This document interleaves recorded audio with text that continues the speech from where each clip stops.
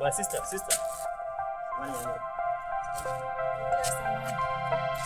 Yangu ni kwa sababu ndio tena yangu tena huko zangu